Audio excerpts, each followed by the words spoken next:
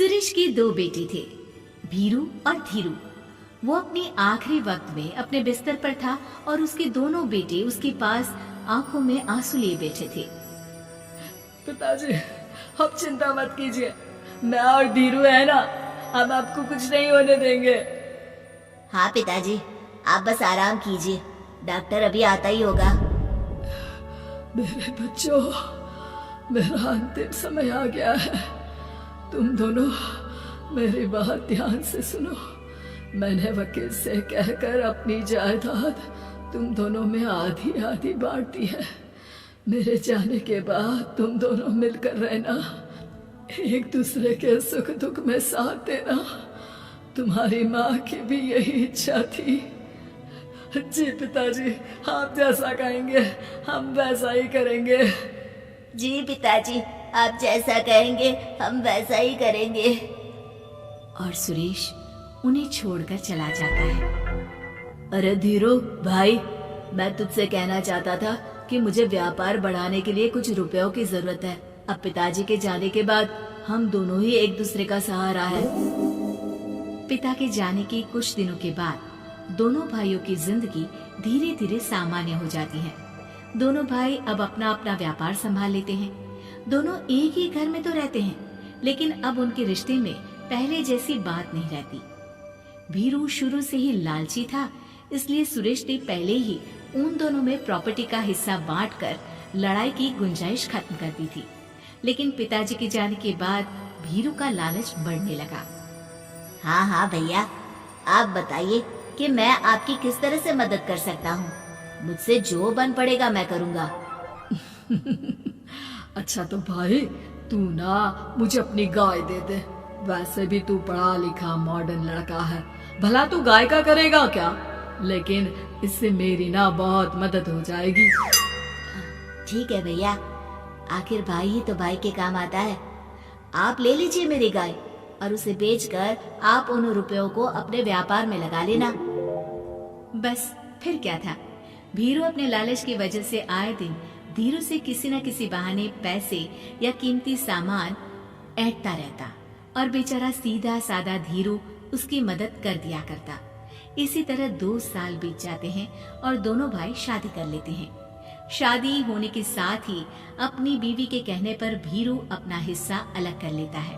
अब दोनों भाई अलग अलग रहने लगते हैं। अरे साधना, ये देखो, मैंने आज ही एक बड़ी डील साइन की है। ये शहर का सबसे बड़ी फैक्ट्री का मालिक है। इसके साथ व्यापार करके मेरे व्यापार में दिन दुनी रात चौगुनी तरक्की होगी। लेकिन इसकी बस एक ही शर्त है, अगर इसे हर हफ्ते सामान की पेमेंट नहीं दूंगा तो मुझे इसे जुर्माने के तौर पर बहुत बड़ी रकम देनी होगी। ये तो बड़ी ही चिंता की बात लगती है जी। अरे चिंता कैसी, मैंने पहले ही हिसाब लगा लिया है। मैं इसे हर हफ्ते पेमेंट भी दूंगा और एडवांस पे ऑर्डर भी, तो फिर चिंता काहे की। पास से गुजर रहा भीरू उन दोनों की सारी बातें सुन लेता है और फिर, अरे राधा सुनती हो, उस धीरू ने आज एक बहुत बड़ी डील साइन की है। ये सुनकर ना मुझे बहुत बुरा लग रहा है। भीरू उसे सारी बात बताता है। तो ऐसे हाथ पे हाथ रख के गुस्सा करने से क्या होने वाला है? आप तो उस डील की कमजोर कड़ी जानते ही हैं, तो मारिए हथौड़ा।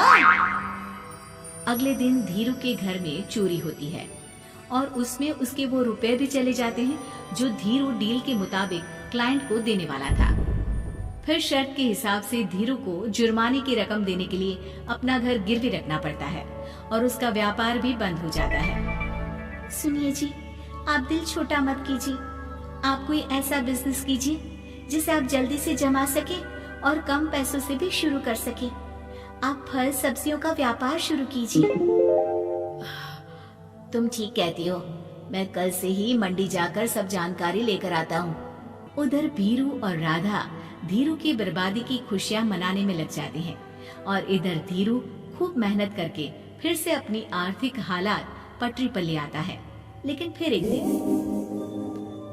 अजी सुनती हो, तुम यहाँ पर उसके बर्बाद होने की गलतफहमी में खुश हुए जा रहे थे और तुम्हारे भाई का फल सब्जियों का व्यापार बड़ा अच्छा चल निकला है। मैं अभी बाजार में उसकी दुकान देख कर आ रही हूँ। अरे भीड़ लगी हुई थी वहां तो। तो फिर जल्दी से अपने खुराफाती दिमाग से कोई आइडिया निकालो इस मुसीबत का। आइडिया तो बहुत अच्छा है मेरे दिमाग में। अपने भाई से कह के इसके गोदाम में चूहे डलवा दूंगी, फिर देखना नजारा। राधा की चालाकी से धीरू का ये काम भी ठप हो जाता है। अब धीरू और उसकी पत्नी के लिए उधार पर जीने के अलावा कुछ नहीं बचा था। बेचारा ईमानदार धीरू अपने भाई भाभी की चालाकी की वजह से बहुत बुरे दिन काट रहा था। मैं तो बिल्कुल बर्बाद हो गया साधना।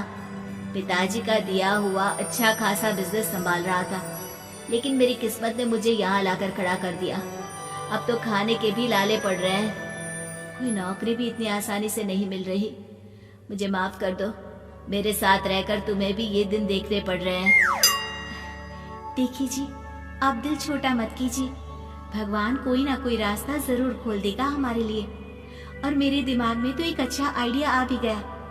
मैं बचपन से ही अपनी दादी, नानी और माँ को एक खास तरह का अचार बनाती देखती आई हूँ। वो अचार जितना टेस्टी होता है उतना ही उसे बनाना मुश्किल भी, लेकिन एक बार बन जाने पर वो जल्दी खराब भी नहीं होता जी।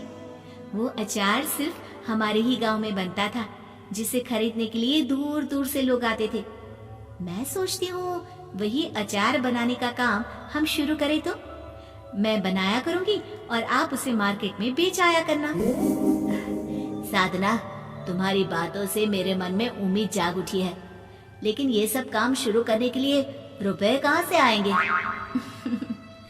ए जी, मेरी ये कंगन किस दिन काम आएंगी? आप इन्हें गिरवी रखवा लो और जब पैसे आ जाए तो इन्हें छुड़वा लेना। साधना बाजार जाकर अचार बनाने का सामान लेकर आती है। फिर घर आकर सारे खिड़की दरवाजे बंद करके अचार बनाती है और धीरू उस अचार को पैक करने में साधना की मदद करता है और अगले दिन बाजार में बेच भी आता है। शुरू में सिर्फ 10 बोतल अचार ही बन पाता है, लेकिन उसे बेचकर हुए मुनाफे से अचार की बोतलें 10 से 50 और फिर 1000 और 10,000 हो जाती है। अब धीरू को अपने काम में मदद के लिए कुछ लोगों को भी काम पे रखना पड़ता है, लेकिन अचार अब भी साधना ही बनाती है और अपनी रेसिपी का सीक्रेट बनाए रखती है। अब देखते ही देखते धीरू साधना ब्रांड अचार आसपास के कई शहरों में मशहूर हो जाता है और धीरू के दिन एक बार फिर बदलते हैं। धीरू के पास अब धीरू से दुगना बड़ा घर, गाड़ी, धन, अचार की कई फैक्ट्रीज और नौकर चाकर होते हैं। धीरू की इतनी तरक्की देखकर भीरू और राधा बुरी तरह से जल भुन जाते हैं, लेकिन अब उनके खिलाफ उनकी कोई चाल कामयाब नहीं होती। सुनिए जी, मैं ना कहती थी कि आप हिम्मत रखिए, एक दिन भगवान हमारे रास्ते जरूर खोल देगा। और देखिए जी, आज हम कहां से कहां आ गए।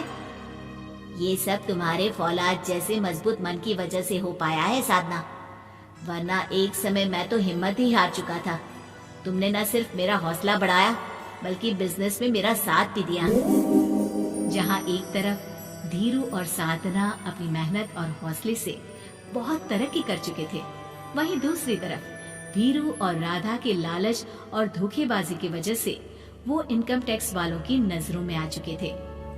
भीरू के एक घर पर इनकम टैक्स वालों का छापा पड़ता है और भीरू को काला धन जमा करने के आरोप में जेल जाना पड़ता है।